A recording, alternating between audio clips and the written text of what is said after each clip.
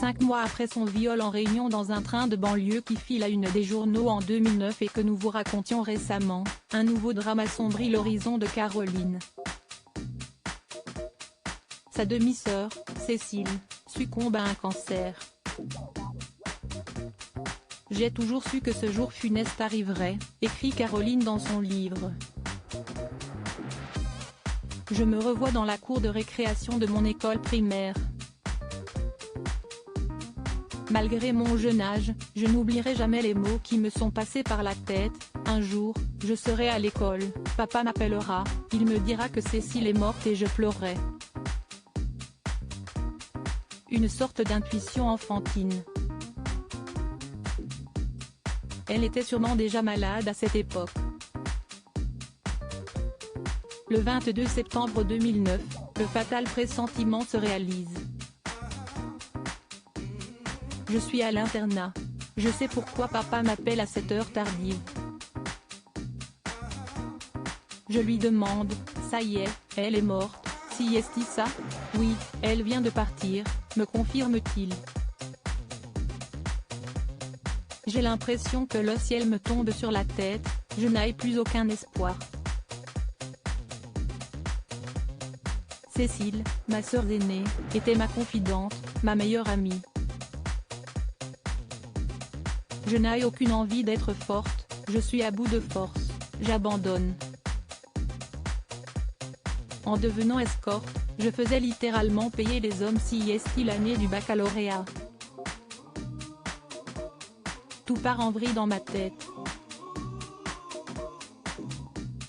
Je n'ai rien révisé ni appris depuis l'automne. Le mois de révision avant les épreuves me sert à boire, seule, à écouter Maria Carey à fond en pleine nuit et pleurer sur des photos de ma sœur. Caroline décroche pourtant son bac, mais, perdue et sans projet, elle ne s'inscrit dans aucune école supérieure. Son bac en poche, elle devient hôtesse d'accueil, un job qui ne durera pas. La jeune femme va bientôt suivre un autre chemin. À l'été 2012, pendant un an, Caroline, 21 ans, fait le choix de devenir escort girl. Un choix qu'elle explique aujourd'hui. Dans mon cas, le viol et la prostitution sont liés. La prostitution m'a permis de me réapproprier mon corps. Lorsque j'ai subi ce viol, j'ai perdu toute valeur de mon corps parce que j'ai été rabaissée et soumise. En tant que victime de viol, le danger, je l'avais déjà vécu. Franchement, je ne voyais pas ce qui pouvait m'arriver de pire. Ce n'est pas de l'argent facile de louer son corps, si est de l'argent rapide, je ne dis pas que si est sans risque. Moi, j'étais très exigeante sur les clients. J'exigeais mail et appel téléphonique. Au moindre doute, j'annulais sans pitié. Ce n'est pas de l'argent facile de louer son corps, si est de l'argent rapide. Pour la première fois, en tant que prostituée, je pouvais décider de tout, de mes tarifs, de mes pratiques et de mes limites. J'ai eu un sentiment de pouvoir et d'autonomie. Ce choix fut pour moi une manière de racheter ce qu'on m'avait pris de force et de littéralement faire payer les hommes. Ce n'était pas de la haine, mais assurément un besoin de revanche et de justice. Caroline passe par une agence décor et ne rencontre pas plus de 2 clients par semaine. J'aurais pu gagner une fortune, mais je ne ressentais pas le besoin. J'avais peur de m'user, de me lasser, de m'écœurer. À chaque rencontre avec un client, je lui posais des questions sur les raisons qui le poussaient à rencontrer une escort girl plutôt qu'une fille normale. Souvent, si est plus par facilité que par perversion. Je remarquais ce besoin, tout comme le mien, de mettre les choses au clair, de ne pas se voiler la face, de ne pas se poser de questions, de ne pas s'attacher. Caroline reconnaît même que s'il y a une période où son estime de soi est remontée.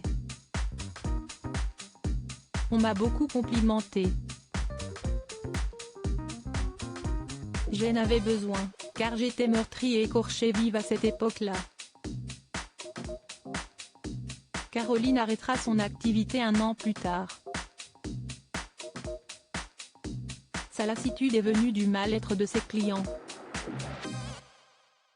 Quand j'ai arrêté, ça a été dur. Je gagnais en 1 mois ce que je touchais en 3 heures. Tous ne sont pas malheureux, mais ils sont nombreux à l'être.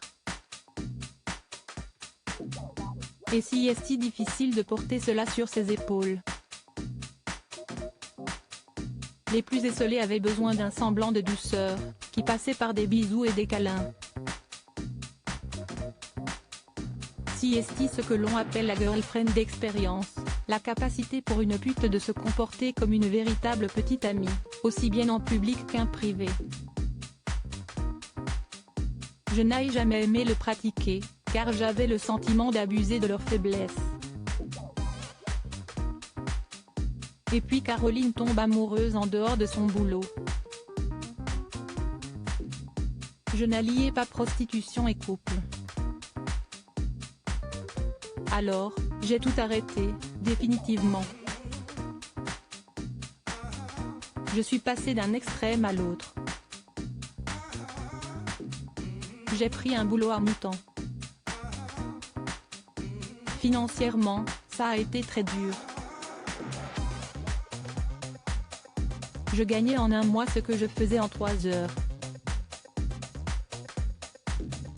Mais, enfin, j'avais envie de construire ma vie. J'avais dû vivre cette expérience pour comprendre que mon corps est inestimable. Cette histoire vous a ému? Retrouvez le premier épisode ici, au second viol, je suis terrifiée. Et s'il me tuait et m'abandonnait dans ce train? Et découvrez le 3e, et dernier, épisode dans le Closer N°647, en vente actuellement. Découvrez également le témoignage complet de Caroline dans son livre « Il n'y a de lumière que dans la nuit ». Violée dans un train de banlieue, de Caroline Doléan, Ballon, 17 €. À propos de l'auteur Christelle Gaboris, derniers articles ce Gérard, de peur de passer pour un attardé, j'ai caché que j'étais illettrée, la maîtresse du capitaine du Costa Concordia Balance, avoue que tu voulais abandonner le navire.